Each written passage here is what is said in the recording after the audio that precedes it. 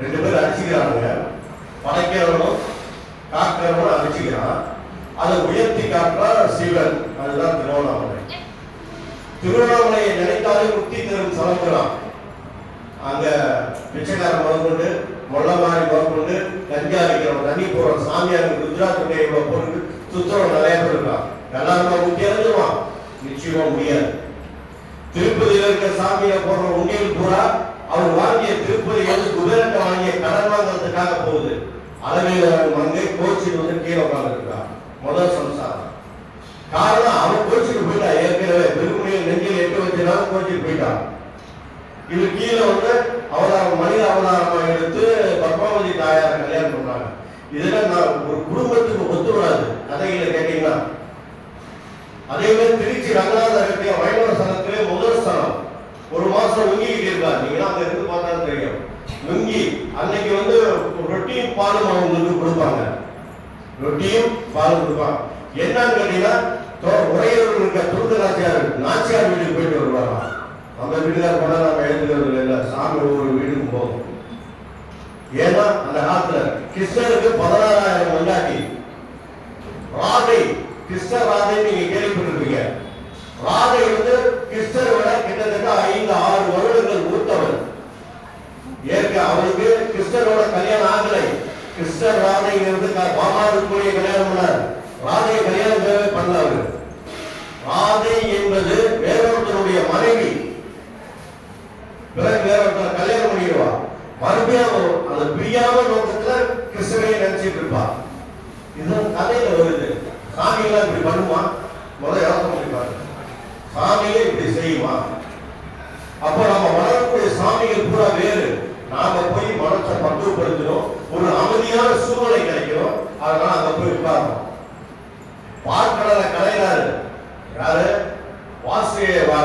வாசி பாம்பை வச்சு இந்த பக்கம் அறக்கணும், அந்த பக்கம் வந்து தேவர்களும் கலையிறாங்க. கலைக்க பொழுது அமிர்தம் வருது, அதோட சேர்ந்து விஷமும் வருது. ஆளாளா விஷம் வருது. அந்த ஆளாளா விஷயத்தை என்ன பண்ணுவாரு சிவபெருமான்? ஆகா நிறைய பேர் சாவறாங்க நினைச்சு அந்த வாயில கருணை மொழியில வாயில போட்டு கொடுக்க பார்ப்பாரு. பார்வதி போய் கலந்து பிடிச்சிருவான். ஏன்னா சிவன் சிவன் எத்துருவான். சிவன் இறந்து விடுவான். ஆளாளா விஷம் இந்த உலகத்திலே மிகப்பெரிய விஷம். அதனால கழுத்திலே நீண்டனால நீலகண்டன் என்று பெயர் வாங்கினார். பார்வதி குற்றவெளி தானே, ஆதி மந்தமும் இல்லாதவன் அனைத்தும் உணர்ந்தவன். விஷயம் இறந்துமே ஏன் நம்ம போய் பிடிச்சது கணவரை காப்பாற்றுது. அப்போ நீலகண்டன் என்கிற பேர் அவருக்கு வருது. அந்த ஆளாள விஷயம் வந்து உடல்ல போகக்கூடாது. போனா சிவனுக்கு பாதிப்பு. இப்படிலாம் இந்த உலகத்துல வர வர அதிகமா நிறைய இருக்கு. நாம வளரக்கூடிய கணவனுடைய அம்சங்கள் வேறு வேறு. பறந்து இருக்கக்கூடிய அல்லாஹ் அல்லாஹ் எவனும் பார்த்தது கிடையாது. ஆனால் மக்கால இருந்து மெதினா வரைக்கும் முகமது நபியை கல்லால் அடித்து கொன்றார்கள். அந்த காலத்துல அவன் குர்ஆனை ஏற்றுக்கல. எந்த முகமது நபி குர்ஆனை ஏற்றுக்கார். ஆனால் அவர் இறந்த பிறகு அவர் சொன்ன வாக்கியங்கள் பிடித்தனால ஒரு இதா வருது. அதே மாதிரிதான் நம்முடைய வியாசர் இல்லை என்றால் பகவத்கீதை இல்லை. அதே மாதிரி இயேசுநாதர் எந்த ஒரு எதிர்ப்பு பைபிள் எழுதுல அவரே சும்மா விட்டாங்களா? அவரையும் வந்து சிலுவையில் ஏற்றிட்டாங்க. அவர் 3ஆம் நாள் சொல்றாரு, பரலோகத்தில் இருக்க பரம பிதாவை நீ கூடவா என்னை கைவிட்டாங்க. இறந்தும் போயிடுவார். 3ஆம் நாள் விழித்து இருந்தாங்கன்னு சொல்லி அவங்களை சார்ந்தவங்க ஒரு கதையை உருவாக்கி இது பண்ணிட்டார். இயேசுநாதருக்கு ஒரு மனைவி உண்டு, சாரான்ட்டு. அதெல்லாம் மறைக்கப்பட்டது. அதனால இலுமினாட்டிஸ்ங்கிறவங்க இன்னைக்கு நிறைய விஷயம் பப்ளிக்ல வெளியே வந்துட்டு இருக்கு. அவங்க அதனால என்ன பண்ணாங்க, மனைவியை மறைச்சதால தாயை முழுமை கொண்டு அப்பயே கொண்டு வந்தாங்க. அதனாலதான் மேரி குரலையா அன்னை வேளாங்கண்ணில ஏதோ ஒரு தெய்வத்தையே சுமந்தவரை அவன் மிகப்பெரிய தெய்வமா இருப்பா அப்படின்னு சொல்லி அப்படி வணங்க ஆரம்பிச்சாங்க. அதே மாதிரி இயேசுநாதர் குழந்தை ரூபத்தில் கையில் ஏந்தி இருக்கக்கூடிய மேரி ஒண்ணு. சாரா மனைவியை கும்பறதுக்கு எவ்வளோ ரெடி பண்ணாங்க. அதுல நிறைய கிறிஸ்டியானிட்டி வந்த பொண்ணு சாவடிச்சிட்டாங்க. அவன் ஓடி போயிட்டான். இவங்களுக்கு பயந்து ஓடி போயிட்டான்.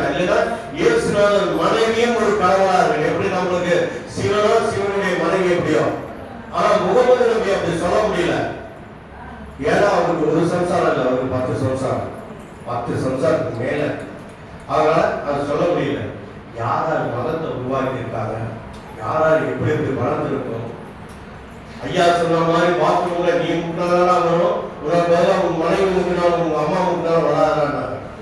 அப்படின்னா என்ன அர்த்தம்? யார் வழியும் யாரும் வாங்க முடியாது.